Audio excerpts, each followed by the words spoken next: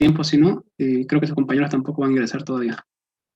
Así que iniciamos, como dijo. En relación a lo que es la parte de lo que es riñón, aparato urinario, hemos visto nosotros anatomía y histología. Hoy día tenemos que ver lo que es la función de urinaria en relación a su filtración, su reabsorción y su excreción, ¿ya? Ayer nosotros habíamos visto un poquito en relación al filtrado neto, que debe ser como por lo menos, o sea, su valor normal es 10. Yo les había dado ayer en relación a otro tipo de presiones, en relación a la hidrostática capilar, glomerular y oncótica. Eso es otra bibliografía, ¿no? Es lo que yo me acordaba, pero en su libro ustedes varía, pero de una o de otra forma da el filtrado neto 10 milímetros, que ese es el producto final, ¿ya? Vamos entonces, iniciemos en la parte de filtración glomerular. Cuando yo hablo de filtración glomerular, quiere decir que si yo tengo aquí el glomérulo, hablo la cantidad de ultrafiltrado del plasma que voy a llevar a lo que es el espacio, cuyo espacio es capsular, el espacio de Bowman. Ahora, ese espacio capsular que ustedes están viendo ahí nos va a ayudar a lo que es a recopilar, a recolectar la próximamente lo que se va a llamar orina. Entonces, ¿qué es lo que sucede? Ustedes van a tener presiones, como han visto. Entonces, nosotros dijimos que para no equivocarnos, íbamos a colocar presión hidrostática C, que significa corpuscular, presión hidrostática G, glomerular, y la presión hidrostática, nuevamente, aquí es presión oncótica, coloidosmótica, capsular. Entonces, ¿qué es lo que vamos a ver enseguida? Entonces, presión oncótica, coloidosmótica, capsular. Cada una de estas presiones se refiere a los gradientes. A nivel glomerular, mi presión es más alta porque tengo una mayor cantidad de líquido. Por eso se llama hidroestática. Para que comprendan ustedes, muchachos, un ratito, siguen entrando sus compañeros. Espérame un minuto, ¿ya? No puedo estar con el mouse admitiendo y al mismo tiempo tratando de escribir. Esperemos un minuto que entren sus compañeros ya, porque me perjudica el hecho de que entran y estoy con el mouse y el bolígrafo para la pantalla. Espérame un minuto.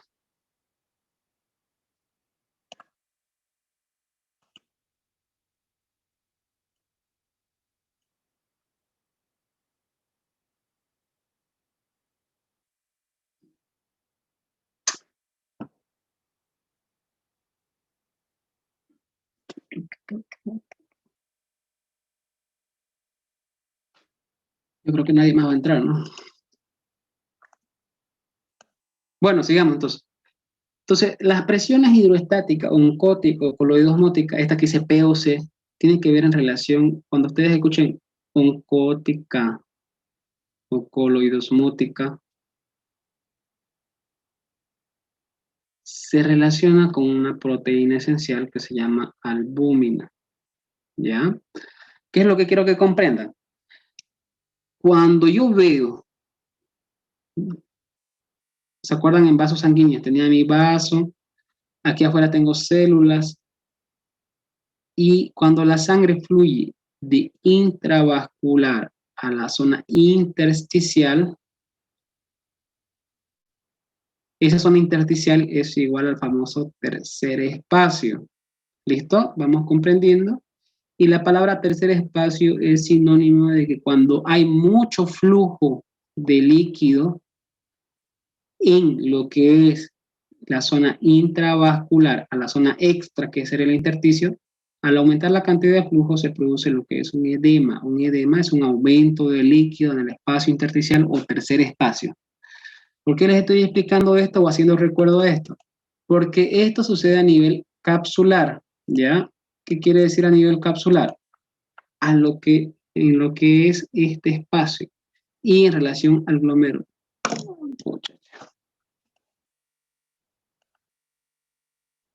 Bueno, esperemos un minuto, ya siguen entrando sus compañeros. Y es difícil estar con el mouse aceptando y es difícil estar escribiendo en la pantalla. Perjudican.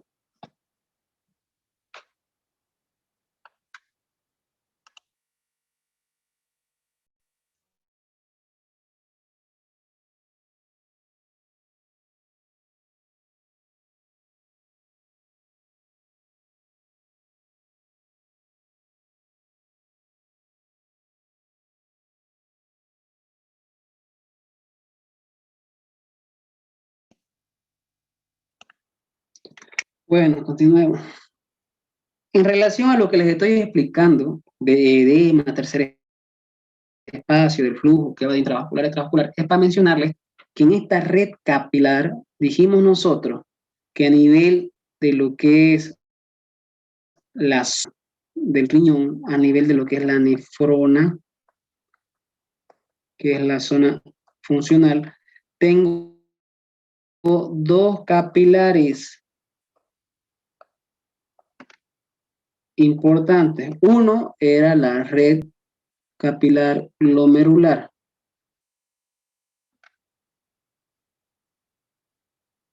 Y el otro es en relación a lo que es la red capilar peritubular. Peri porque está alrededor de los túbulos, pues, ¿no? La otra glomerular porque va a formarme ese ovillo, ese entremallamiento de arterias y me va a formar el glomérulo. En pocas palabras, si yo tengo un capilar acá, ese capilar me va a ayudar a que se filtre o haya un ultrafiltrado de plasma hacia lo que es el espacio. Comprendan lo siguiente, de acá de las arterias va a haber un extravasamiento. Cuando digo extravasamiento se refiere a una salida de líquidos de la zona intravascular a la zona extravascular. ¿Dónde está yéndose? Al glomérulo. Entonces, es por esa razón que producto de este extravasamiento se aumenta esta presión que estamos viendo, que es la presión hidroestática. Por eso es que yo tengo 55 milímetros de mercurio a nivel glomerular, porque estoy teniendo mucho extravasamiento en relación a lo que es el glomérulo. Como salió mucho líquido acá, el glomérulo no es capaz de resistir un aumento de cantidad de líquido e inmediatamente lo que hace es tratar de llevarlo al siguiente espacio. ¿Cuál es el siguiente espacio? El espacio capsular, donde está en relación con la cápsula de Bowman. Pero ¿qué es lo que sucede? La cápsula de Bowman va a tener una presión hidroestática de 15 milímetros de mercurio y una oncótica coloidosmótica de 30 milímetros de mercurio. La diferencia de estas presiones me va a dar el filtrado neto. ¿Qué quiere decir? Que yo debo tener como filtrado neto un total de 10 milímetros de mercurio para tener una buena filtración glomerular. ¿Qué quiere decir una buena filtración glomerular? Un buen volumen que va a fluir a nivel de mis túbulos. Por eso es que yo tomo primero mi filtrado de 55. 55 menos 30 menos 15. ¿Qué me va a dar? Igual a 10. Si alguno de estos aumenta o disminuye, entonces se va a daña o se va a modificar, mejor dicho, el filtrado neto. Si aumenta el filtrado neto, quiere decir que hay un aumento de volumen. Si disminuye el filtrado neto, hay una disminución de volumen. Entonces, ¿cómo se puede modificar? Obviamente, si el flujo sanguíneo acá aumenta, va a aumentar la presión hidroestática glomerular, porque va a haber mayor cantidad de flujo de sangre y eso me va a producir mayor cantidad de mayor cantidad de extravasación, de ultrafiltración del plasma sanguíneo, ¿ya? Ustedes saben que más o menos el flujo sanguíneo es alrededor de 1200 ml que va a ingresar a través de estas arteriolas que se denominan arteriolas aferentes. Y en relación a eso, vamos a ver más adelante que existe la palabra tasa de filtrado glomerular, que quiere decir cuánto por minuto es lo que va a filtrarse de lo que son la zona capilar a lo que es el espacio primero glomerular y luego el espacio capsular, porque se van a ir en esa secuencia. Cuando el líquido trata de salir hacia afuera, el espacio capsular, la presión intenta meter hacia adentro, o sea, evita que salga mucho líquido. Y lo mismo con otra presión coloidosmótica u oncótica. Y producto de este juego de presiones, por eso lo coloqué con azul, las que me evitan que salga mucho líquido, les pinté con negro la presión principal. Producto de todo esto, me sale una presión de 10 milímetros de mercurio y dentro de este espacio capsular voy a tener alrededor de 125 ml en el caso del hombre por minuto de filtrado, de tasa de filtración glomerular, TFG, ¿ya? Entonces, si yo tengo esa tasa por minuto, quiere decir que a mis túbulos van a ir esa cantidad de volumen. Y en relación al día va a aumentar lo que es mi filtración glomerular. La tasa se mide en relación a ml minutos y el filtrado glomerular se mide en relación a litros por día, ¿ya? Entonces, sigamos en la siguiente parte. ¿Su chat está habilitado o está deshabilitado? No veo que comentan. Está deshabilitado. Cualquier pregunta la hacen en el chat, ¿ya? Eso sería en relación a la filtración glomerular. ¿Tienen alguna duda con respecto a eso? Me confirman, vamos a avanzar rápido, que con el otro grupo no pudimos acabar también anatomía de uréteres, vejiga y uretra, entonces por eso tenemos que avanzar muy rápido. ¿Preguntas sobre el tema? ¿Ah? ¿Ninguna? No. Sí, Alice, la variación entre hombre y mujer en relación al volumen es por múltiples factores, tanto anatómicos, hormonales, como también las pérdidas que tiene o la disminución de volumen que tiene la mujer, que más adelante vamos a ir viendo. Ahorita vamos a hacer un trabajito. TF es tasa de filtración glomerular, te dice. FN es la filtración neta. 10, que quiere decir que esa es la presión adecuada para el volumen adecuado. ¿Listo? Si el nivel de albúmina aumenta, aumenta la presión coloidosmótica y se va a retener líquido. Listo, vamos a la siguiente parte. Si no hay pregunta en esta zona, entonces nos vamos a la siguiente.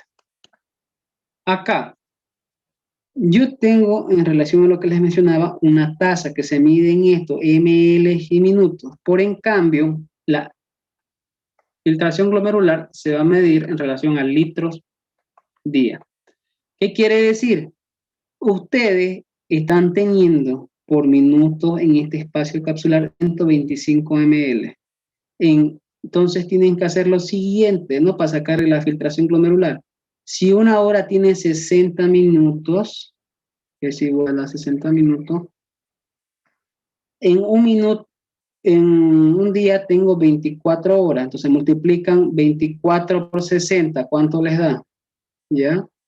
Cuando multipliquen eso, el resultado de 24 por 60 lo multiplican por 125.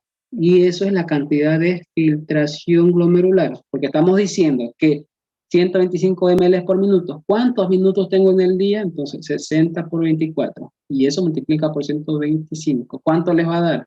Me confirman en el chat. 180.000. ¿Ya? Entonces, 180.000 ml quiere decir que ustedes van a filtrar en el día alrededor de 180 litros. Ojo, ojo, ojo. No quiere decir que nosotros estamos botando por el volumen urinario 180 litros, sino que todos tuviéramos pues más black que lo debido. Estamos mencionando de que esto es lo que se filtra a nivel del corpúsculo, a nivel de lo que es la zona glomerular y la cápsula. Por eso es que se va a manejar el día de hoy términos como lo que estamos viendo ahorita, filtrado glomerular, reabsorción y lo que es la excreción, que son los temas que se va a ver hoy día. Ahora, del total de 180 litros se va a reabsorber a nivel de los túbulos un total de 178 a 179 litros. Quiere decir, y vuelvo a repetir 1.000.000 de veces, que cuando yo tengo después, tengo el túbulo contorneado proximal. Luego del túbulo contorneado proximal, si lo voy dibujando, sería de esta manera. Tengo el asa de Henle. Luego del asa de Henle, tengo el túbulo contorneado distal. ¿Listo? En relación a los túbulos, voy a tener que de esta arteriola de acá, que es arteriola eferente, porque está yendo hacia afuera, hacia externo, de esa arteriola eferente va a salir una red capilar. Esta red capilar va a empezar a envolver a los túbulos, los envuelve, de tal forma que la reabsorción, para que entiendan el concepto, es de los túbulos a los vasos sanguíneos. Entonces, cuando hablo de reabsorción es del túbulo al vaso. ¿A qué vaso? En este caso, a la red capilar peritubular. ¿Listo? De tal forma que a la red capilar peritubular se van a reabsorber 178 a 179 litros y dejándome como un volumen final de excreción, como ustedes están viendo, de 1 a 2 litros día de volumen urinario. Ojo que en la orina, aparte de haber agua, hay solutos, ya que más adelante vamos a ver cómo son las reabsorciones de solutos. Entonces, ¿qué es lo que quiero que comprendan con este ejemplo de acá? En la mujer modificaría, multipliquen lo mismo, 60 minutos por 24, y el total de eso por 105 ml. ¿Cuánto les da?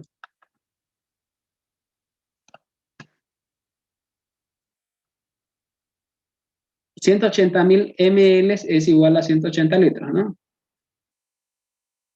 Ojo, por eso yo lo paso a litros, porque el filtrado glomerular se mide en relación a litros día. Es el total de litros que yo elimino en el día, o total de litros que yo filtro en el día, ¿ya?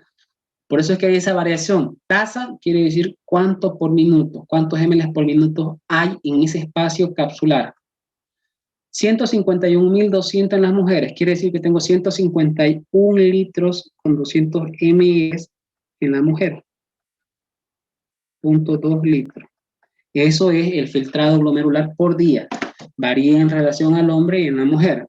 Y acuérdense siempre, se toma como parámetro para los volúmenes una persona de 70 kilogramos y de sexo masculino, que es el parámetro en relación a este caso, ¿no? Estamos pensando que este hombre tiene 70 kilogramos y que en relación a su sexo, este hombre, esta es la cantidad de filtración, de tasa de filtración. ¿Listo?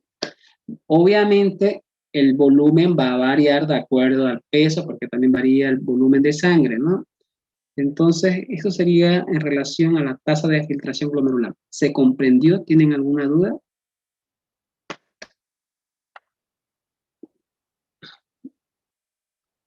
¿O quieren una revisión rápida? ¿Se comprendió, no? No, Alice, no 151 ml. Alice, Andrea, 151 litros. ¿Listo? Ya. Vamos con el... Vean acá, vamos a iniciar aquí, ¿ya? Entonces, sigan a la manita. En relación a la tasa, no se olviden, la tasa tiene como medición ml por minuto. Quiere decir que esta cantidad de 125 ml por minuto es lo que yo encuentro acá, en este espacio capsular. Es la cantidad de filtración de lo que es el volumen que se extravasó de esta red capilar glomerular hacia el espacio glomerular. Luego de acá extravasó al espacio capsular y esa cantidad es por minuto, 125 ml. Yo quiero saber ahora el término, no tasa, la tasa era esto, quiero saber cuánto es la filtración glomerular por día. Entonces, por eso yo les dije, ¿no? Si yo tengo una hora 60 minutos, porque aquí esta variable dice ml por minuto, no voy a multiplicar por hora, pues, ¿no? Tengo que cambiar la hora de minutos. 60 minutos es equivalente a una hora, multiplico 60 por 24. ¿Cuánto me da? ese resultado lo multiplico por los 125 y en el caso de nosotros nos sale 180.000, que eso lo tengo que modificar. 180.000 ml es equivalente a 180 litros por día. En relación a la filtración glomerular, eso es lo que yo filtro. Mis riñones filtran esa cantidad. De esos 180 litros por día, quiere decir que por aquí, por el túbulo contorneado proximal, está pasando esos 180 litros. No van a llegar todos a lo que es el volumen urinario, o sea, a sacarlo, a excretarlo.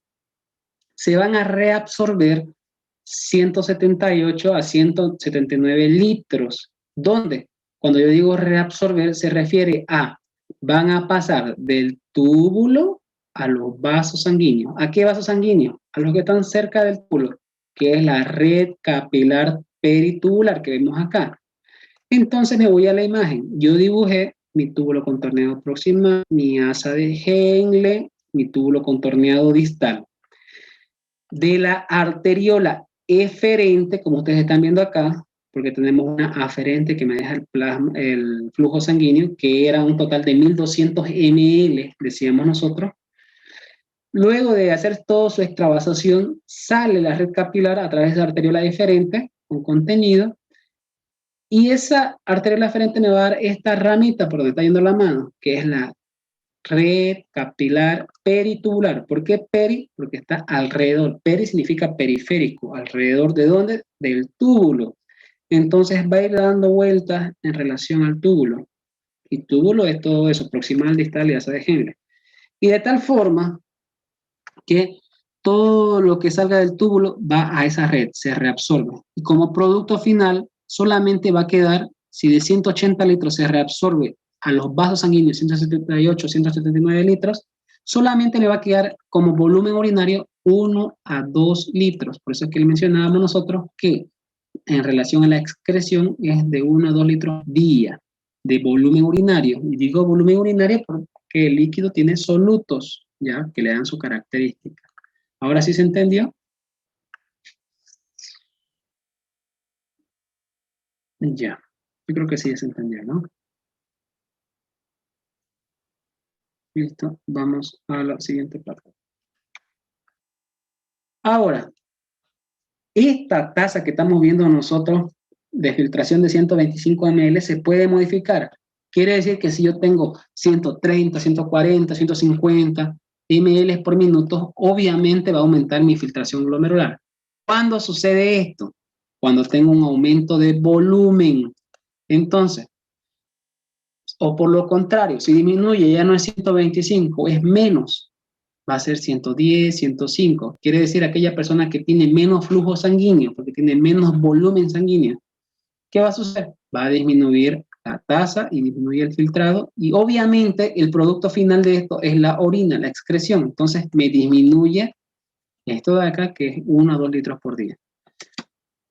Por eso es que los mecanismos que regulan la tasa de filtración son estos de acá, alteración de flujo, alteración de superficie capilar, y los mecanismos que controlan son autorregulación renal, neuronal y hormonal. ¿Qué quiere decir? Vamos a ir viendo uno por uno de estos rápidamente.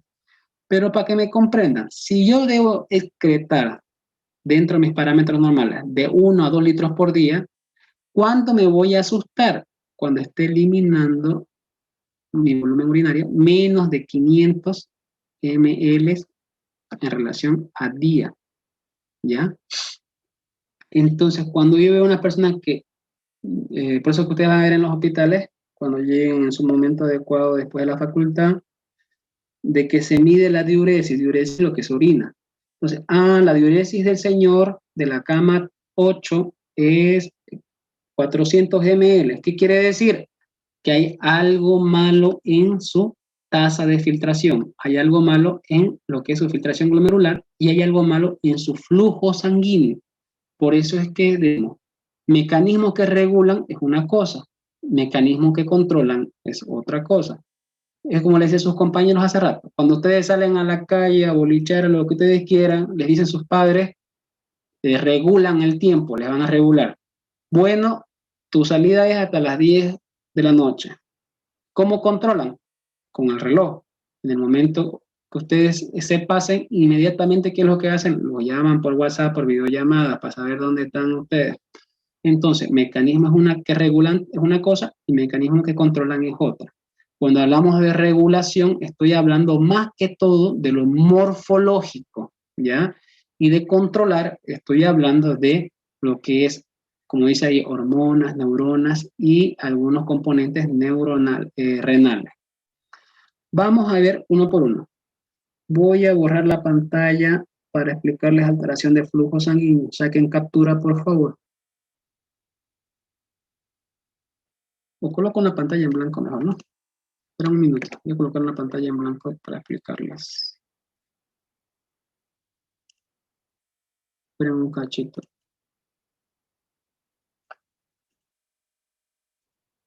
Esperen un cacho.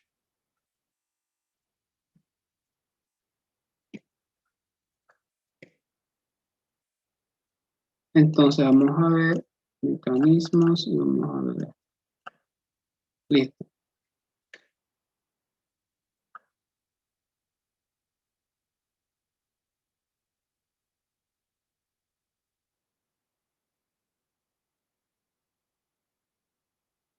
John, ¿cómo pasa ese líquido al aparato urinario si por los glomérulos solamente pasa sangre?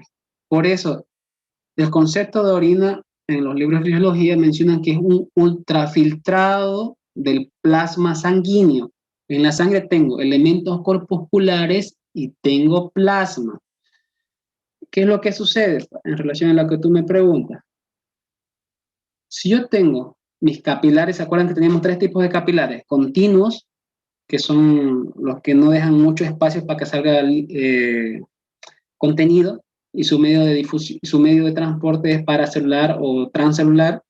El otro que eran los fenestrados, los capilares fenestrados que tenían poros, y los capilares sinusoidales. ¿Qué quiere decir? Que ustedes acá tienen este capilar pertenece aquí, ¿listo? Este capilar en su superficie tiene poros. Esos poros se denominan fenestraciones. Si bien ustedes tienen la sangre, ustedes tienen elementos corpusculares en la sangre más plasma. Eso es sangre. Lo que va a salir por medio del endotelio que voy a tener acá y de los poros, y ojo, que acá en el capilar tengo otra cosa más, tengo los podocitos, aquellas células especiales que tienen esta forma, que tienen pie, por eso se llaman podocitos. Y estos de acá son sus pedicelos. Y esos pedicelos me provocan espacio, o sea, me generan espacio. Ahora, esto va en relación a la alteración de la superficie capilar, en lo que tú me preguntas. Si yo tengo en el capilar corpúsculos, tengo plasma y tengo en relación a la pared de este vaso capilar poros, y por eso es que este es un capilar fenestrado, tengo los podocitos y en relación a los podocitos tengo este espacio que vemos que me genera, y en relación al epitelio también tengo hendiduras. ¿Se acuerdan ustedes que hablábamos de las hendiduras intercelulares? Entonces tengo por dónde pueda salir el plasma. ¿Qué es lo que sale hacia afuera? El plasma. Por eso se llama que la orina es un ultrafiltrado del plasma sanguíneo. Ah, hay glóbulos blancos, glóbulos rojos. Dentro de los glóbulos blancos tengo elementos formes, tengo elementos que son granulocitos. Todos aquellos elementos que son más grandes que los poros, que las hendiduras o los espacios entre los pedicelos no logran salir. Solamente salen aquellos que tienen menor tamaño. Por eso es que mencionamos que la orina es un ultrafiltrado del plasma. Lo máximo que puede salir es plasma, y ese plasma que está saliendo es lo que me da la presión. ¿Listo? Y ese ultrafiltrado de plasma se transforma en lo que es la orina, próximamente a nivel de los túbulos, pues, ¿no?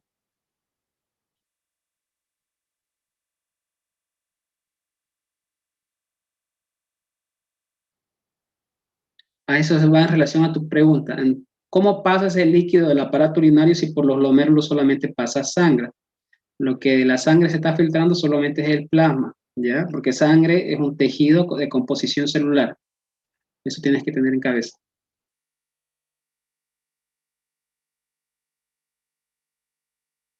Ahorita van a entender la parte de Julio en relación a lo que tú mencionas. Cuando ustedes consumen mucho líquido, tienen muchas ganas de orinar. ¿A qué se refiere? Eso va a ver en relación al reflejo de la micción, ¿ya? Y en relación a que si aumentan volumen, van a ver ahorita, eso es alteración de flujo, que vamos a ver. ¿Listo? Sigamos entonces. ¿Qué es lo que sucede? Entonces, en la alteración de la superficie capilar, como les está diciendo su compañero, aquí en la superficie capilar tengo poros, tengo los podocitos y tengo las hendiduras. Y digo hendiduras a los espacios entre las células epiteliales o el endotelio. ¿Listo? A través de estos pasa el flujo sanguíneo de intravascular a extravascular. Ese es un mecanismo. El otro, alteración de flujo. ¿Qué quiere decir cuando yo menciono alteración de flujo? Cuando aumenta mi presión arterial, yo voy a tener un aumento de volumen. Nosotros decíamos que de manera normal vamos a tener 1200 ml que van a ingresar a través de esta arteriola aferente hacia adentro. Si aumenta mi volumen, aquí ya no va a entrar 1200, puede entrar 1500, 1800. Estamos mencionando que la presión arterial me va a aumentar el flujo sanguíneo.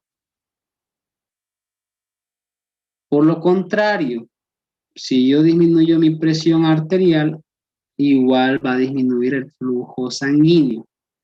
El flujo, la presión arterial es en relación a la resistencia que puede haber las paredes de las arterias con el flujo de sangre. Por eso estoy tomando como ejemplo la presión. Entonces, al aumentar volumen o al disminuir volumen por cualquier factor, quiere decir que al ingresar acá, mi tasa de filtración glomerular también va a disminuir y va a disminuir mi filtrado glomerular, ¿no? Y entonces disminuye, por último, mi volumen urinario. En relación al flujo es los factores que pueden aumentar o disminuir. Ejemplos de que me disminuyan, que hemos visto un montón. Si yo tengo una hemorragia de mis 5 litros de mis 5 litros de sangre, yo no voy a decirle a mi cuerpo, bueno, anda a dejar 1 litro y 200 ml al riñón para seguir continuando. No, pues, inmediatamente si yo tengo una hemorragia, mi cuerpo es inteligente. Mi cuerpo le dice, bueno, yo ya no voy a dejar 1200 ml a este riñón porque tengo apenas 3 litros y medio, ¿ya? 3.5 litros. Porque los 5 litros los perdí en lo que es mi accidente. Entonces, el riñón va a ir descendiendo, ya no va a tener 1200, 800, 1000, de tal forma que al disminuir el volumen, disminuye el filtrado, disminuye la cantidad de orina que va a salir. Y es por eso que, para que ustedes comprendan, se le mide posterior a estabilizar al paciente y todo lo que ustedes quieran en el hospital, siempre se le mide el volumen urinario para ver si está funcionando bien esos riñones, ¿ya? Se comprende esa primera parte, la alteración del flujo depende del volumen. La alteración de la superficie capilar depende de los espacios que se generen por donde van a salir el plasma y algunos solutos pequeños. ¿Comprendieron? Sí, ¿no?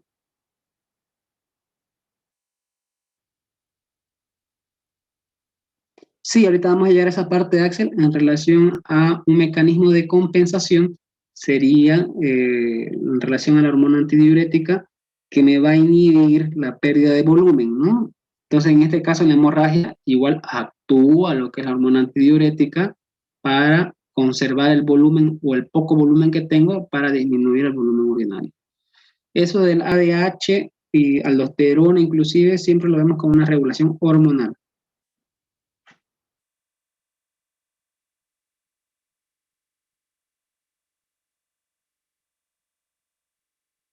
Ya.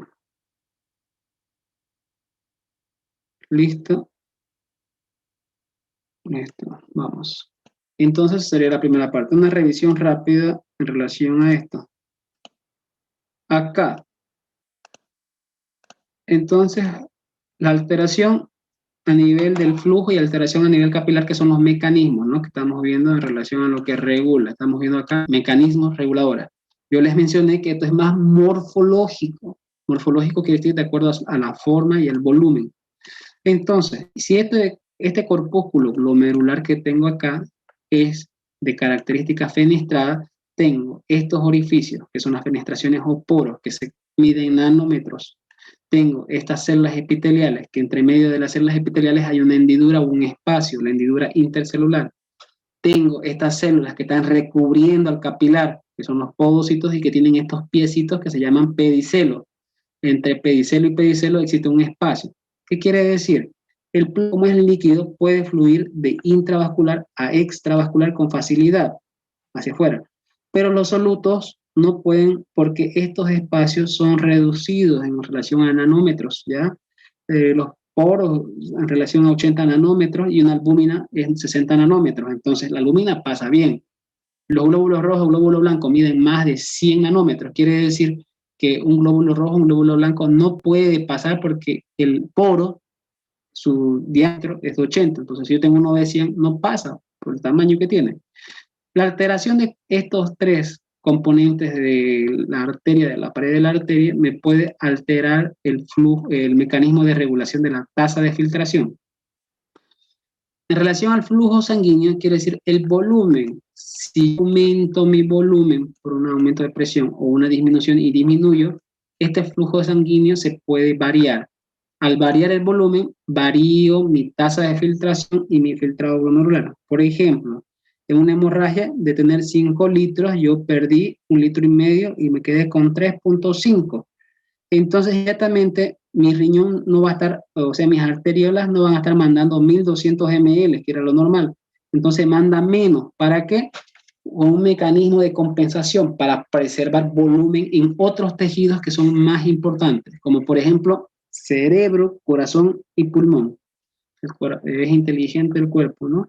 Y si yo mando poco volumen, entonces quiere decir que va a salir poca tasa de filtración glomerular. No va a salir 125 ml, va a salir 100, 110, 90. Si sale menos por minuto en el día, obviamente voy a tener menos filtrado glomerular. No voy a tener los 180 litros al día. Voy a tener 160, 150. Si reduce eso, disminuye mi volumen urinario. Cuando yo me asusto, cuando tengo menos de 500 ml por día de volumen urinario, porque lo normal está entre 1 o 2 litros de acuerdo a esto que estamos viendo, ¿ya? Eso sería en relación a mecanismos que estamos mencionando. Vamos a la siguiente parte. ¿Se comprendió? Nos vamos a lo que es la retroalimentación glomerular y a lo que es mecanismos miogénicos que pertenecen a la autorregulación renal. ¿Qué quiere decir en relación a retroalimentación glomerular? Que el actor principal aquí es la señora mácula densa. Acuérdense lo siguiente. Ustedes tenían un ejemplo, ¿no? Si aumento mi presión arterial, ¿qué se aumenta? Se va a aumentar mi tasa de filtrado glomerular. Si se aumenta mi tasa de filtrado glomerular, se aumenta mi filtración glomerular. Y si aumenté mi filtración glomerular, estoy aumentando mi volumen. ¿Listo? Quiere decir que si yo agarro una nefrona, la composición de una nefrona es corpúsculo y túbulo. Entonces, mi nefrona aquí tengo como principal factor mi corpúsculo. ¿Listo? Ahora, este corpúsculo, después de hacer sus filtrados, como un túbulo contorneado, que habíamos visto, proximal porque está cerca del corpúsculo. Luego se transforma en asa de Henle. Dependiendo de qué tipo de nefrona, tenemos dos tipos de nefronas, corticales y yuxtamedulares.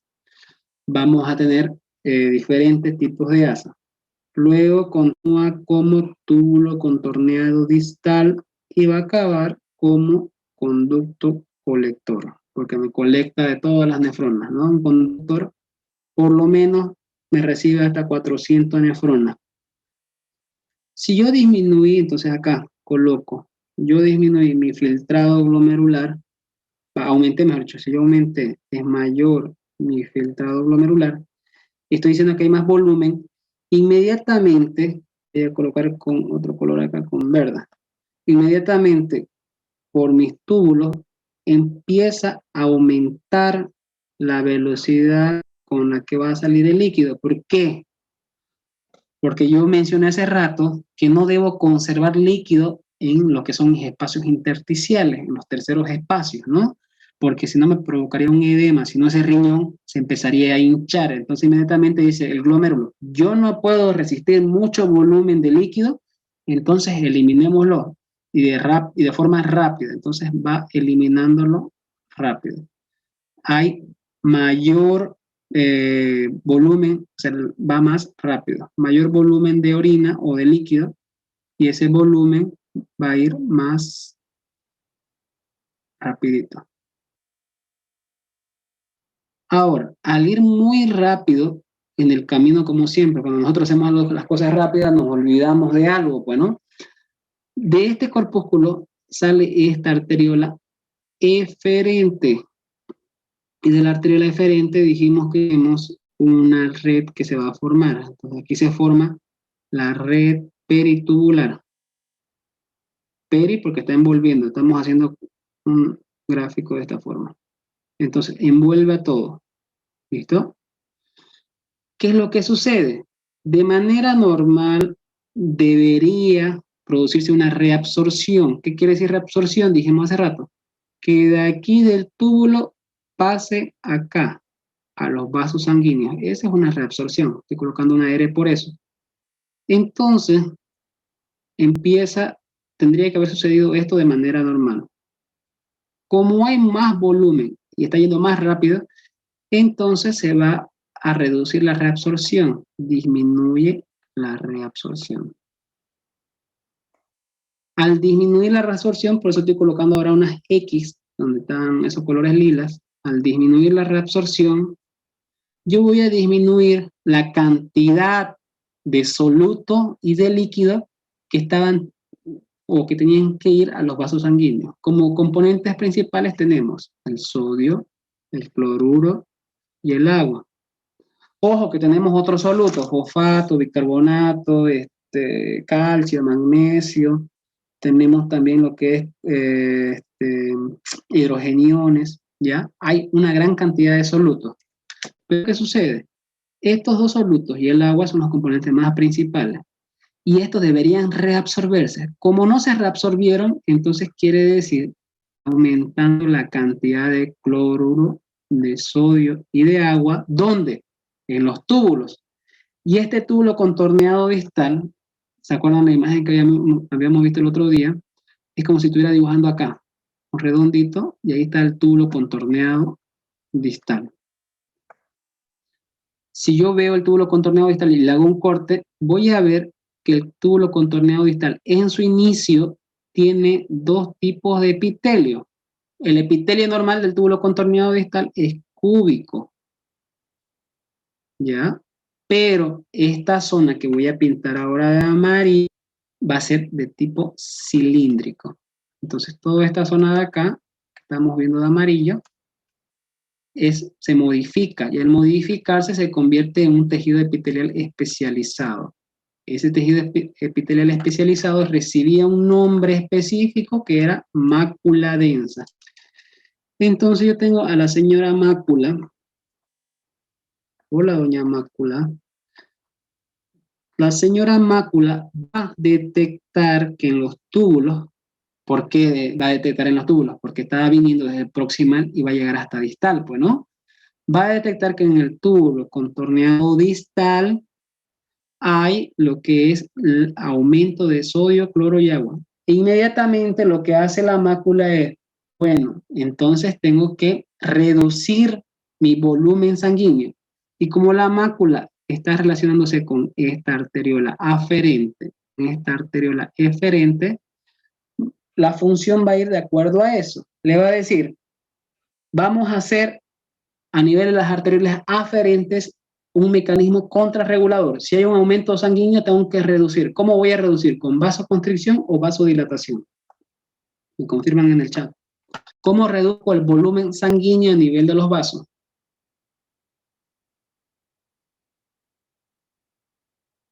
¿Por vasoconstricción o vasodilatación? Pregunta que siempre hacemos.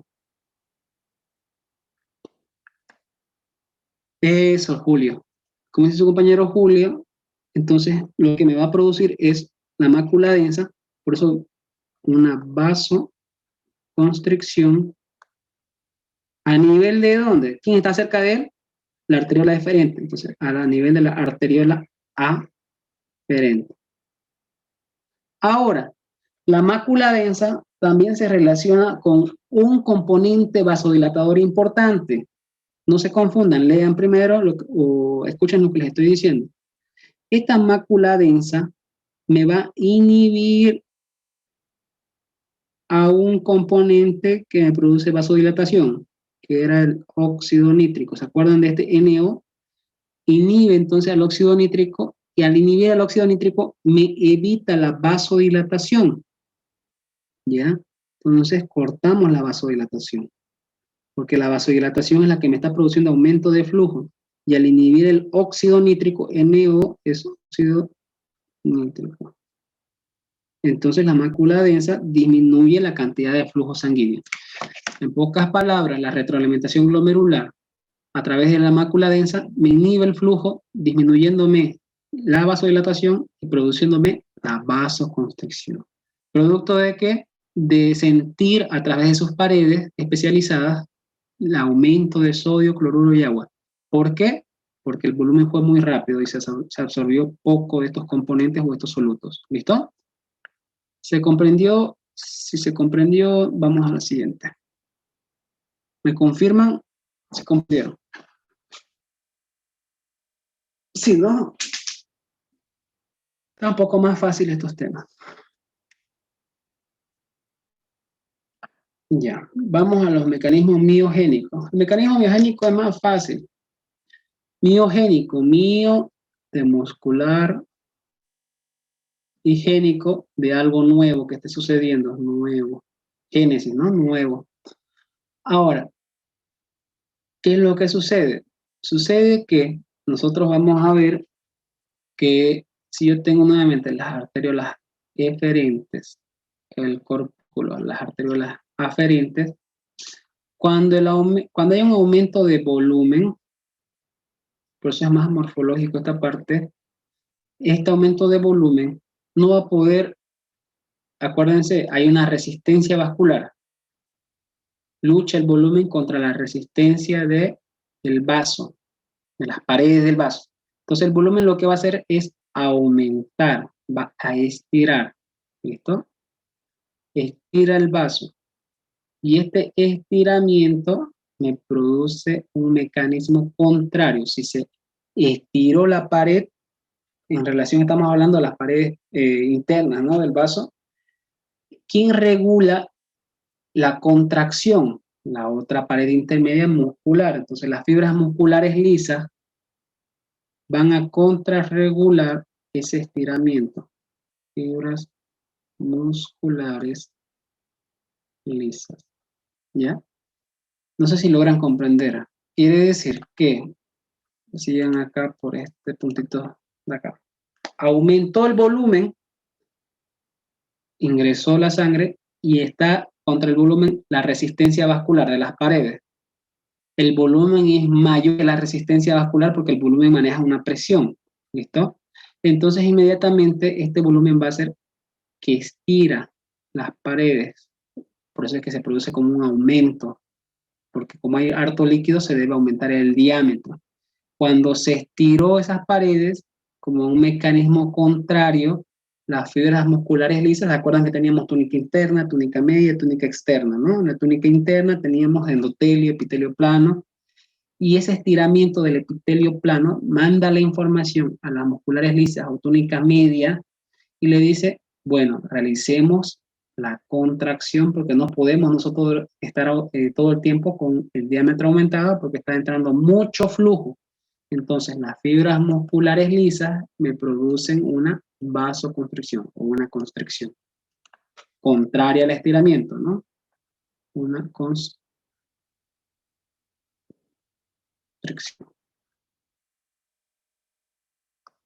Y ese es el mecanismo miogénico. ¿Listo?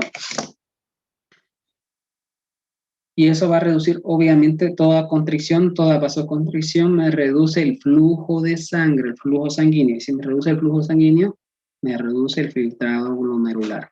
Ese es el mecanismo miogénico, por medio de las paredes de las arterias. Vamos a la siguiente imagen.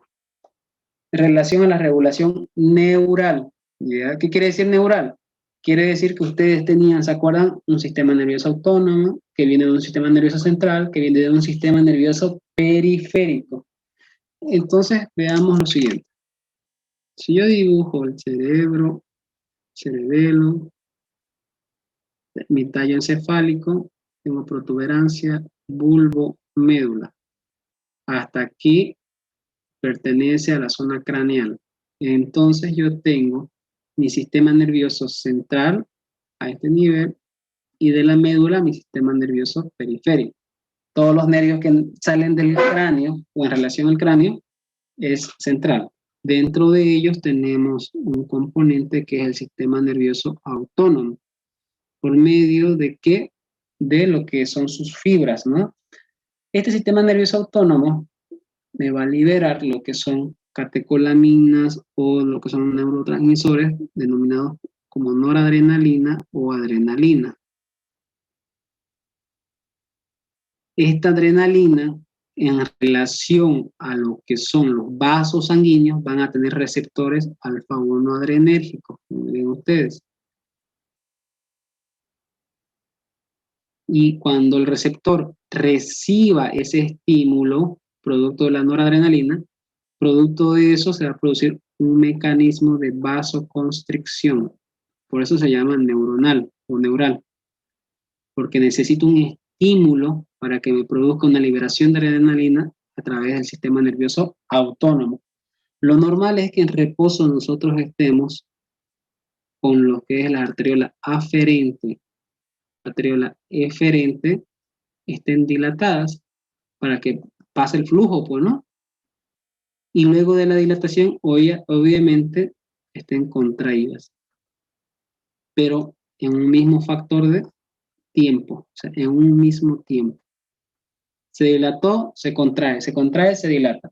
No hay un mecanismo contrario, se dilatan al mismo tiempo, se contraen al mismo tiempo.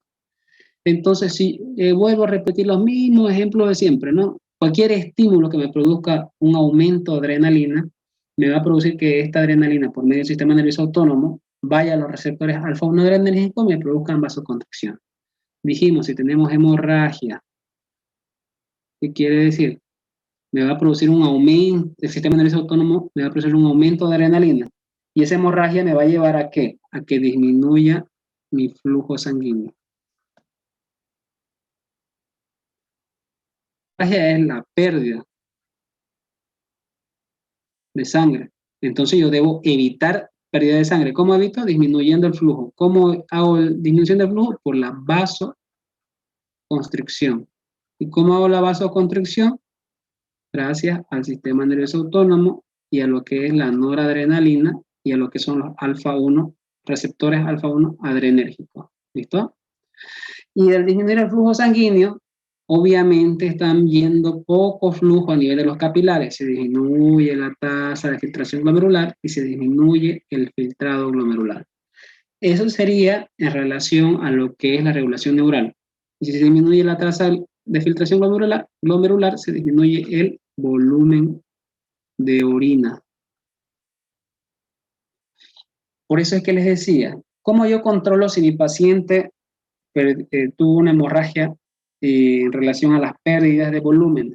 Si tiene menos de 500 ml, es un paciente que prácticamente ese riñón no está filtrando bien. ¿Por qué? Porque como perdió, les dije hace rato, ¿no? De 5 litros, que era lo normal, y por cada 5 litros entraban 1200 ml, al tener una hemorragia, entra menos cantidad y reduce todo ese mecanismo, flujo, tasa y filtrado. Y por producto final, volumen de orina, pues, ¿no? Y aparte de reducir el volumen de orina, obviamente, ya no a nivel del filtrado, a nivel de los tejidos, esa vasoconstricción que estamos viendo ahí me va a producir una hipoperfusión. ¿Qué quiere decir hipo? Una disminución. Perfusión, de riego. O sea, me está disminuyendo la cantidad de sangre que me va a nutrir los tejidos, ¿ya? Eso sería como un mecanismo de compensación. Por eso es que el tejido donde se disminuye el riego sanguíneo en este caso sería a nivel renal, pero se conserva en otros tejidos importantes, cerebro, cardíaco y lo que es pulmonar, que son los órganos diana. Órganos diana significa órganos blancos, albos, mejor dicho, los órganos principales, lo más importante, ¿ya? Órganos diana. ¿Listo? Sí, Deimar, a nivel suprarrenal, ¿no? Las catecolaminas se producen, noradrenalina. Arriba que me pregunta, Axel, en relación a los desechos que se secretan, tenemos como urea, creatinina, amoníaco. Eso es igual en relación al volumen urinario. Ojo, que la orina puede tener un estado de acidez, su color se modifica de acuerdo a la descomposición de la bilirrubina, en relación a la dilución con el agua, que vamos a ver más adelante, pero a nivel tubular, lo que sucede más que todo es la reabsorción. ¿Desde donde se denomina como conducto de drenaje? Desde el conducto papilar, que es ya la parte final del conducto colector, ¿ya?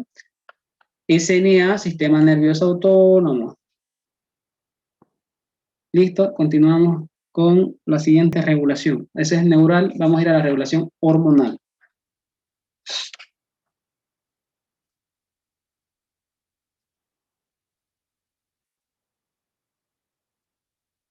En relación a la regulación hormonal, ¿se acuerdan ustedes que vimos? Tenemos el sistema renina, angiotensina, aldosterona, que a nivel del riñón me va a producir lo que es un componente que es renina, que a través del angiotensinógeno se convierte en angiotensina 1 y como producto final tengo la angiotensina 2, cuya angiotensina 2, se lo escribo por si acaso, angiotensina 2.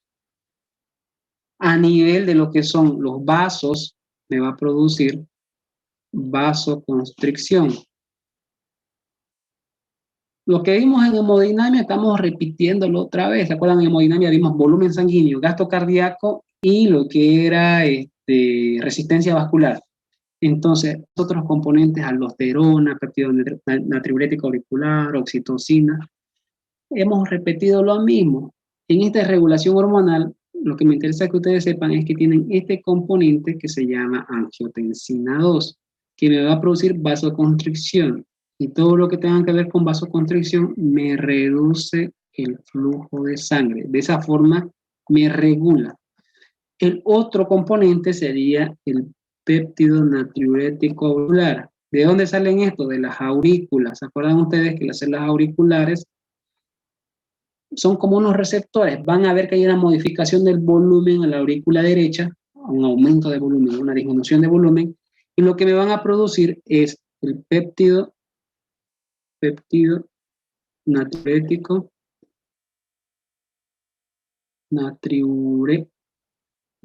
auricular. En sus palabras, en su contexto, nomás ya dice su función, ¿no? ¿Qué es lo que más hace el péptido natriurético auricular? Natriurético. Entonces me va a promover la pérdida de sal y de agua por la orina. Na de sodio diurético de orina. Entonces me promueve pérdida de sal y agua. ¿Se acuerdan que habíamos visto eso, no? En orina. Pero ese péptido natriurético auricular a nivel de los vasos me cumple otra función importante, ¿no? Que habíamos visto nosotros, que es aumentar el filtrado glomerular. ¿Pero cómo? Por una vasodilatación. Aquí se disminuye lo que es la tasa de filtrado glomerular y aquí se aumenta lo que es la tasa de filtrado glomerular. Una cosa es tensina y otra cosa es péptido natriurético. Son dos componentes hormonales que me ayudan a la regulación del volumen por medio de los vasos y sus mecanismos que producen vasoconstricción o vasodilatación. ¿Listo?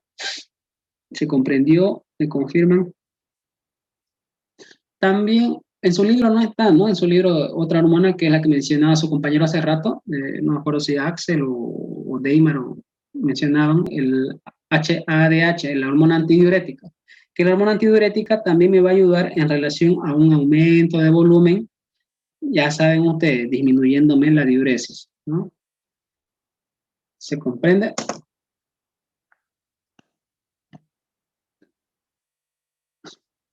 ¿Se menciona? ¿En qué parte se menciona? Sí, se menciona, también podemos mencionar nosotros la oxitocina, por eso les digo, todo lo que hemos visto en los anteriores componentes, si bien no lo menciona específicamente en lo que es regulación hormonal, lo ha mencionado en hemodinamia, y hemodinamia tiene que ver con renal, ¿no? ¿Se acuerdan que vimos óxido nítrico, aldosterona? Entonces, la vamos a colocar acá para que no, algunos no se pierdan, ¿ya? Entonces, el PNA y el otro era el ADH. O en su libro está ustedes en español, ¿no? Hormona HDA, hormona antidiurética, o también llamada vasopresina. ¿Qué es lo que sucede con esta hormona? Porque esto va a estar relacionado con quién, ¿se acuerdan ustedes? ¿Se acuerdan que decíamos el angiotensinógeno 2 me va a estimular a la aldosterona y a la vasopresina? Entonces, por eso es que incluye ahí, dentro de ese proceso de la angiotensina 2, está aldosterona y vasopresina. Y esta vasopresina lo que hace es aumentarme el volumen. Estamos hablando de sangre, entonces volumen sanguíneo. Y al aumentarme el volumen sanguíneo, cumple otra función importante que es disminuirme la diuresis. Y ahorita van a entender por qué.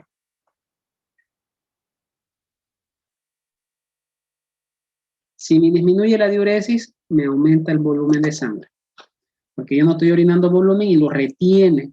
Por eso es que esta hormona antidiurética va a actuar a nivel de un conducto, que es el conducto colector, que es la parte final de lo que es la zona que se relaciona con el túbulo proximal distal, ¿no? La hormona antidiurética tiene un lugar específico, la parte final de lo que es el conducto colector. Evita que el poco volumen que hay ahí salga hacia afuera y retiene volumen. No quiere decir que todo el volumen de 180 litros se retenga, solamente lo que ha quedado hasta el nivel del conducto colector, por si acaso, ¿ya? Eso sería. En relación a la renina, ¿se acuerdan que mencionábamos las células yuxtaglomerulares que se relacionaban con la mácula densa? Entonces, ¿quién secreta renina? Células yuxtaglomerulares. ¿Dónde están las células yuxtaglomerulares? A nivel de las paredes de la arteria que se relacionan con la mácula densa. El otro día habíamos visto lo que se pintaba de color lila, ayer vimos, ¿no? SRAA, sistema renina, angiotensina, aldosterona. Listo, sigamos. Y esta es la parte final que les estaba mencionando. Ustedes tienen lo que se pinta de rojo, su corpúsculo. Corpúsculo es glomérulo más cápsula de Bowman. Luego tienen su túbulo contorneado proximal. Luego tienen su asa descendente, asa de Henle, asa ascendente. Un ratingo, mis perringos están ladrando. Luego tengo asa ascendente de Henle y tengo mi asa gruesa. Y luego lo de verde, mi túbulo contorneado distal, mi túbulo conector y mi túbulo o mi conducto colector. ¿Ya? Comprendan lo siguiente. En su libro de ustedes manejan el tema de los transportadores, cotransportadores, difusión simple, difusión activa, transporte primario, transporte secundario, bomba sodio TPasa, bomba sodio cloruro. Entonces, manejan un montón de difusiones. Eso no vamos a ver solamente lo principal porque eso ya es más fisiológico. los que entran en la facultad, los que entren van a ver en segundo año, ¿ya? ¿Qué sucede? ¿Qué les pueden preguntar? ¿En qué parte del túbulo, cuando hablamos de túbulo, hablamos de el contorneo proximal distal y el asa de... ¿En qué parte del túbulo o de los túbulos se reabsorbe más agua? Todos los cuadros que están con plomo significa la reabsorción. ¿Se acuerdan ustedes que vimos el día de ayer los epitelios de cada uno de los tejidos en relación al túbulo? Y dijimos que de este túbulo de acá, que es el túbulo contorneado proximal, ¿qué tipo de epitelio tiene? ¿Se acuerdan?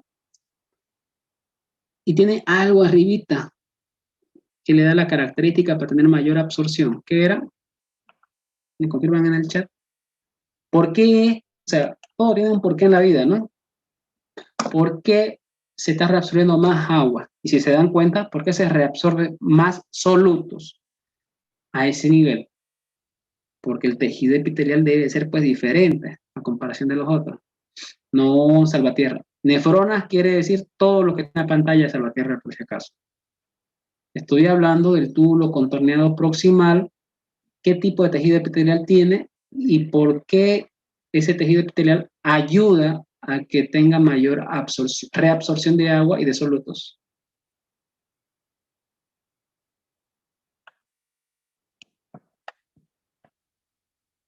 Cúbito es Franco, cúbito es en el antebrazo. Eso, Soledad, tenía microvellosidades, ¿no? Las microvellosidades en el intestino me ayudaban a la absorción y a digerir, ¿se acuerdan? Digerir a través de las enzimas de las microvellosidades que teníamos las alfa-dextrina, galactasa, sacarasa, todas esas enzimas. En esta parte de acá, vamos a hablar rápido por eso a la parte final de acá. Ven acá, nosotros mencionábamos que cada uno de los epitelios tenía un epitelio cúbico, ¿no? Aquí está, epitelio cúbico simple con microvellosidades. Esto de acá. Por estas razones, las microvellosidades reabsorbe, o sea, me va a ayudar a la reabsorción de más agua. Ojo, que no estamos diciendo que aquí en el túbulo va a correr más agua, sino que de aquí se va a reabsorber, se va a redirigir. ¿A dónde? ¿De dónde vino la sangre? De las arterias, de los vasos. Entonces, ¿hacia dónde va a ir? Hacia los vasos. Pero ¿gracias a quién? A estas microvellosidades que van a absorber a nivel celular del citosol y de ahí van a pasar a nivel basal hacia el intersticio y del intersticio a las arterias, por esa misma razón, ¿ya? Eso quería que comprendan. Por eso es que vimos este cuadro ayer en relación a los tipos de epitelio y de los túbulos. Bien, su compañera que respondió, aunque no me acuerdo cómo se llama, pero muy bien. Ahora, ¿qué es lo que sucede? Nosotros dijimos que teníamos acá las arteriolas eferentes y la red capilar peritubular. Entonces, yo tengo mi túbulo contorneado proximal. Yo aquí tengo esto que estoy pintando de rojo, arteriola eferente, y aquí tengo mi arteriola aferente. Y de la eferente salen las arterias que van a ir a envolver a toda esta zona de los túbulos. Y la reabsorción se refiere al paso de el agua y de los solutos que estamos viendo en pantalla del túbulo contorneado proximal a esta red capilar. ¿Listo? Peritubular. Eso le pueden preguntar en examen, en una pregunta básica, ¿no? ¿Qué parte del túbulo reabsorbe más agua? Túbulo contorneado proximal. Ahora, si ustedes no se recuerdan, acuérdense, en el túbulo contorneado había microvellosidades y eso me ayudaba. ¿Listo? ¿Dónde se reabsorbe más soluto? Túbulo contorneado proximal. ¿Dónde se reabsorbe menos cantidad de agua? En esta parte de acá, en lo que es la asa de Henle en su porción ascendente. Lo contrario del otro es esto de acá. En la asa de Henle ascendente, menos cantidad de agua, porque es casi impermeable, como dice ahí. ¿Listo? Exactamente. Y los desechos en la parte distal, en relación a la urea, creatinina y todo eso, ¿no? Bien, Axel. En relación a lo que es la parte Y a la siguiente parte, ¿no? En su libro ustedes van a decir un 80% del sodio, un 40% de la glucosa, o sea, hay un porcentual de todos estos componentes que se reabsorben. Nadie se va a memorizar todos esos porcentuales, por eso colocamos de manera general. Por eso es que tenemos sodio, potasio, sodio, cloro. En casi todo el túbulo se reabsorbe sodio, potasio y cloro, pero los más importantes son sodio y agua. En la rama descendente ya dice, ¿no? Un 15% de agua. En la rama, en esta parte de acá, que es el túbulo contorneado distal, se divide en mitades. Una mitad que está próxima al asa de Henle y una mitad que está próxima al conducto colector.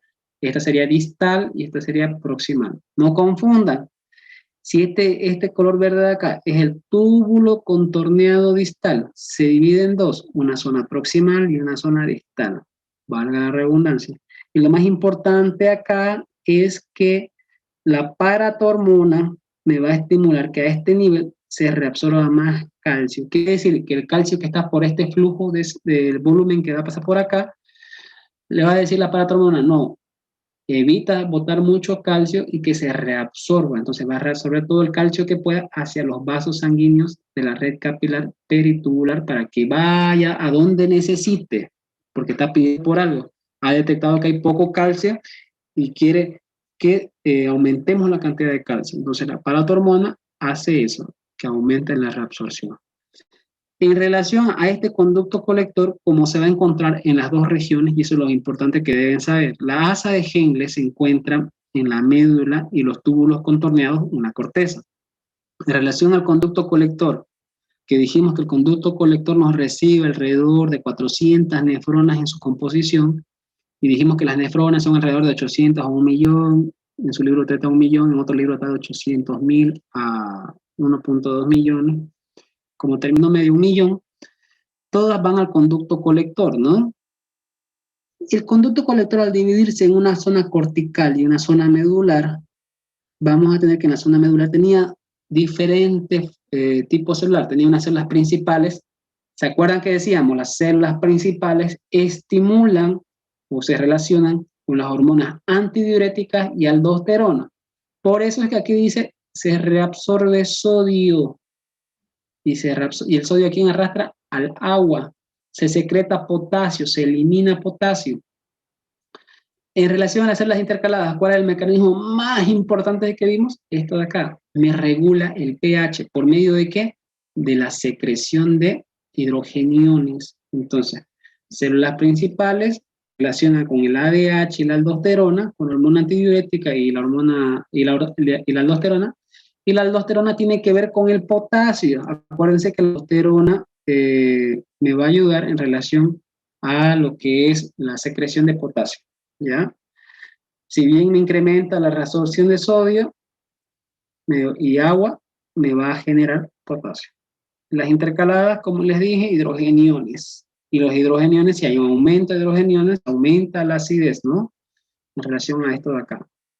Bicarbonato es en relación a amortiguar. Listo.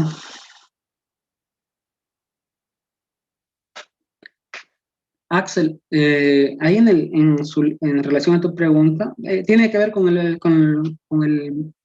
tema de tu pregunta, no va fuera del tema, está bien. ¿Por qué hay retención de líquidos? Ya dijimos, el sodio arrastra agua, ¿listo?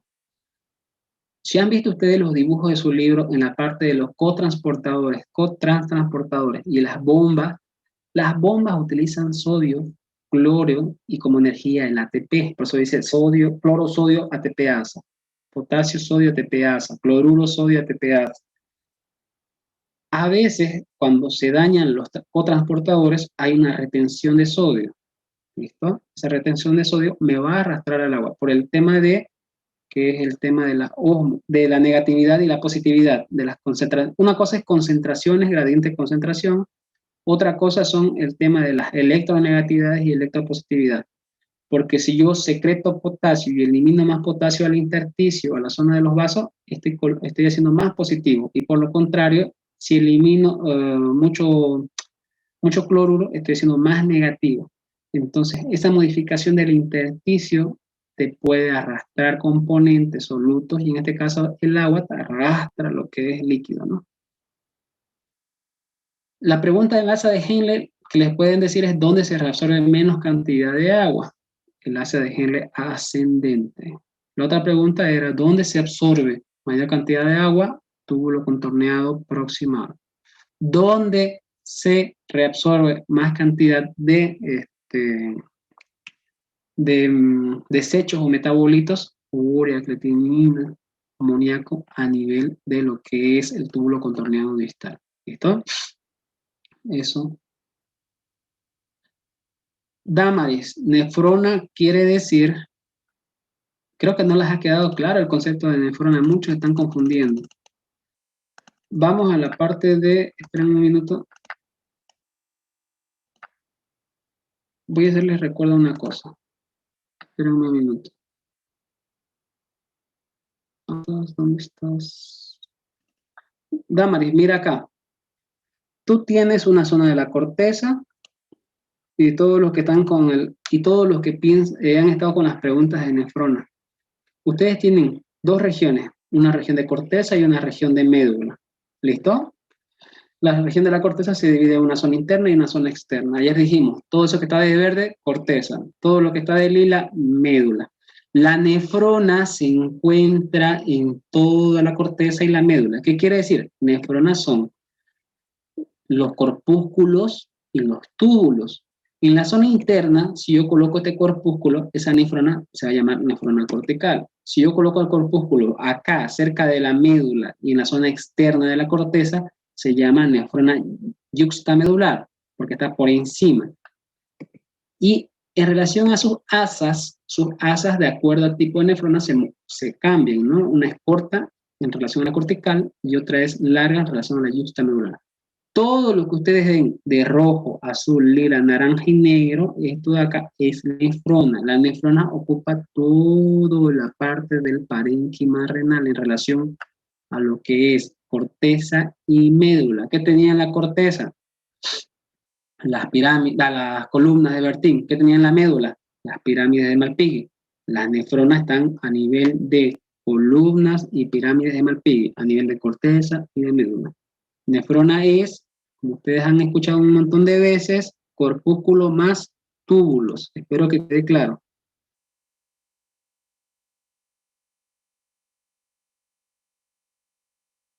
La corteza es interna y externa, o superficial y profunda. En algunos libros mencionan a la externa como profunda y a la interna como superficial. John. Listo. Eso era para recordarles un poquito en relación a lo que me estaban preguntando. Quedamos acá, ¿no? Vamos entonces ahora a uréteres, vejiga y uretra.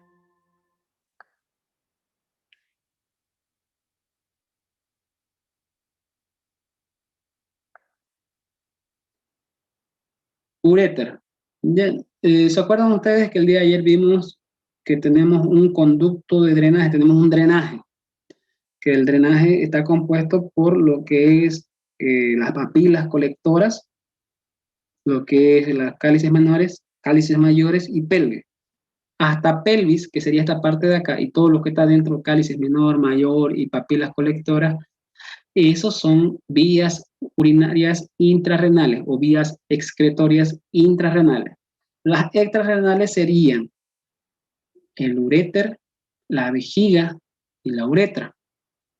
En relación al uréter es un conducto cilíndrico que tiene una característica que se puede dilatar con mucha facilidad y como dice ahí, mide de 25 a 30 centímetros. Otro órgano que mide 25 centímetros, ¿no?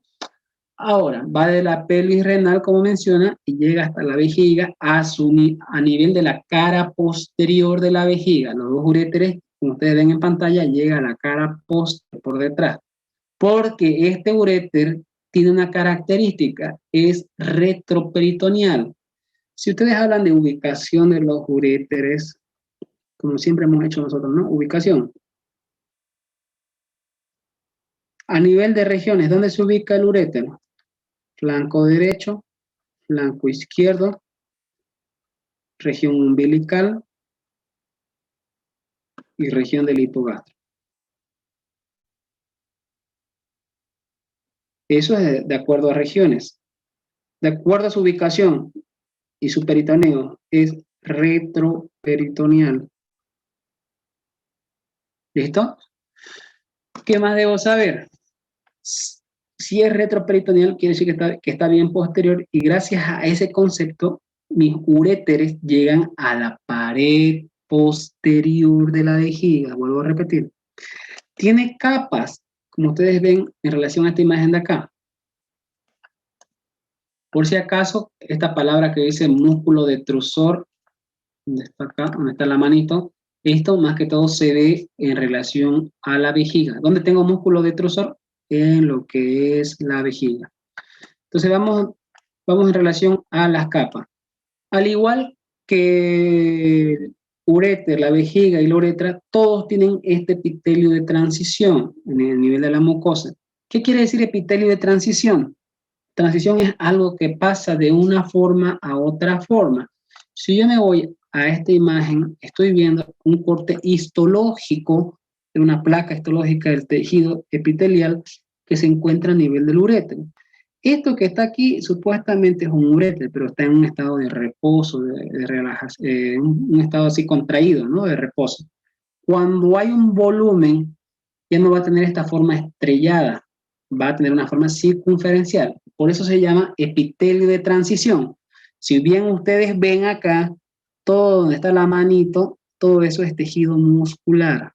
El uréter, su tejido muscular, obviamente, y las fibras que va a tener a nivel de su submucosa o de la lámina propia, que es fibra de colágeno, fibra elástica, todo eso le va a dar una característica para que se dilate.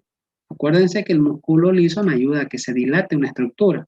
Las fibras de colágeno y fibras elásticas me dan mayor dilatación, mayor resistencia, mayor elasticidad.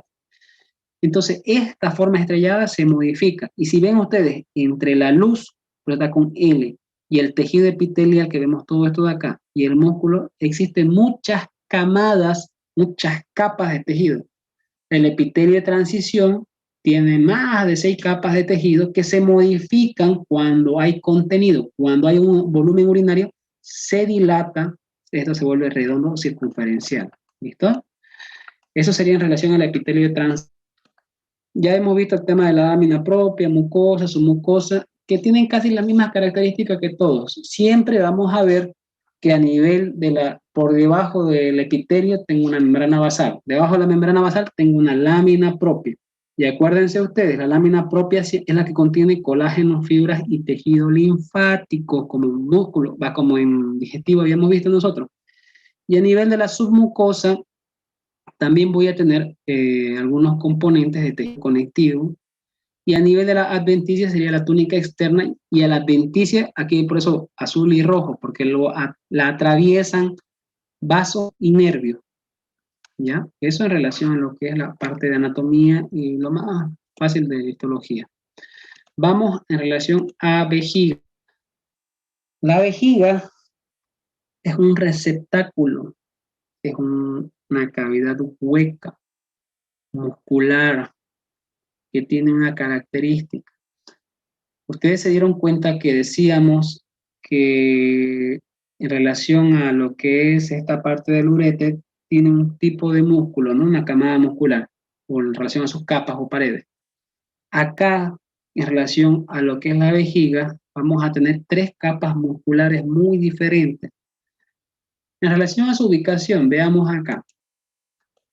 Si ustedes ven la imagen, donde está mi mano, está pintando lo que está de color azul.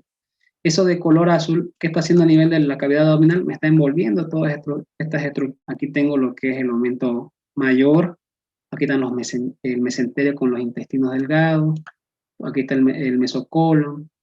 Y esto se refiere al peritoneo. La vejiga, ¿por dónde está? Debajo del repliegue peritoneal. Por eso es que dice espacio peritoneal. La vejiga es un órgano infraperitoneal, ¿ya? Que se encuentra en la pelvis menor. Tenemos una pelvis mayor y tenemos una pelvis menor. Porque está más en relación a la pelvis menor, porque dice aquí la excavación pelviana detrás del pubis. Si es hombre o si es mujer, modifica su ubicación, modifica su tamaño. ¿Este es un hombre o una mujer? Por los cuerpos cavernosos, obviamente es un hombre. Pero si yo le mostrara así de esta forma, ustedes mencionarían de que la vejiga se ubica por detrás del pubis y por delante del recto. En comparación con lo que es la mujer, la vejiga se relaciona no con el recto, se relaciona con el útero. Por eso es que su tamaño se reduce, es de menor tamaño, ¿ya?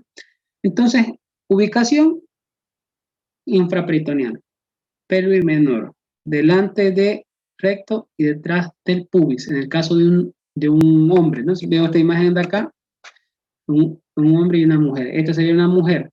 Pubis, vejiga, útero y recto. ¿Con quién se está relacionando? Con útero y con lo que es el pubis, ¿ya? En este caso, como es un corte sagital, a nivel de la sínfisis púbica, menciona la sínfisis púbica. En el hombre, solamente el recto, vejiga y pubis. Vean las dimensiones, aumenta de tamaño, ¿no? Ahora, vamos acá. Este es una imagen de una vejiga, supuestamente de forma piriforme o de pera o triangular, cuando hay contenido, pues, ¿no? Cuando se dilata más es una forma cilíndrica. Cuando no tiene mucho contenido es una forma aplastada o plana, por si acaso. Luego, vamos a esta parte del trígono vesical. Yo les dije que el uréter llegaba a la pared posterior. Entonces yo tengo aquí vejiga, vejiga, uréteres que descienden por acá y van a llegar hacia esta pared que es la parte posterior. Tanto el uréter del lado derecho como el uréter del lado izquierdo. Estos uréteres no tienen válvulas. ¿Qué quiere decir si no tienen válvulas? No pueden controlar la entrada o la salida del líquido porque estamos trayendo volumen urinario. Y aquí abajo yo tengo la uretra en su posición interna. Ojo que esto que se denomina trígono vesical se encuentra en el piso de lo que es la vejiga. Los orificios, estos de acá, que son las del uréter, está en la parte posterior y esto está en la parte anterior. De tal forma que aquí se forma un triángulo denominado trígono vesical, formado por dos orificios ureterales y un orificio uretral interno, ¿ya? Eso sería entre lo más importante de la vejiga. Habíamos mencionado hace rato los músculos. Si ustedes en pantalla tienen una gran camada muscular, va a tener lo que son sus capas, una capa interna, una capa intermedia y una capa externa. Esto se refiere a lo que son sus capas musculares. ¿Listo? Si hablamos de la interna, es longitudinal. Si hablamos de la intermedia, es circular. Si hablamos de la externa, es longitudinal. ¿Se dan cuenta de algo? Es lo contrario al sistema digestivo en este caso. En el sistema digestivo, la interna era circular y la externa era longitudinal, ¿no ven? Entonces, ¿por qué es importante saber esto? Porque gracias a que la capa intermedia es circular, esta me va a formar el famoso esfínter, el esfínter interno. Ojo, estamos hablando que la capa muscular es músculo liso.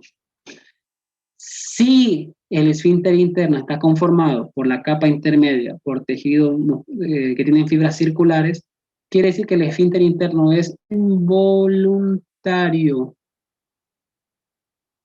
Por en cambio, cuando estamos hablando de los esfínteres, esfínter externo, por en cambio, va a tener músculos esqueléticos. ¿Qué quiere decir? Que es voluntario, ¿ya?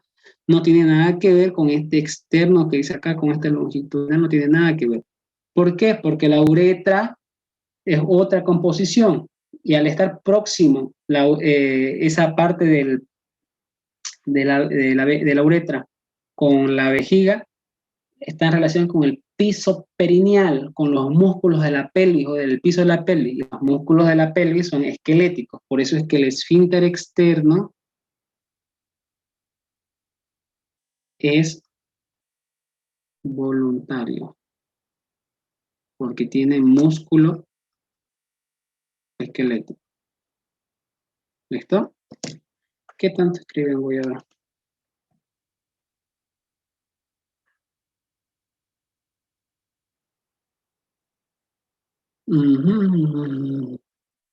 John, ¿por qué no hay reflujo? Más o menos va por esta razón. Porque al aumentarse de tamaño, estos orificios, que son los uretrales, se cierran, John. Porque cuando se distiende la vejiga, se forma circular, esos orificios se van a ir cerrando.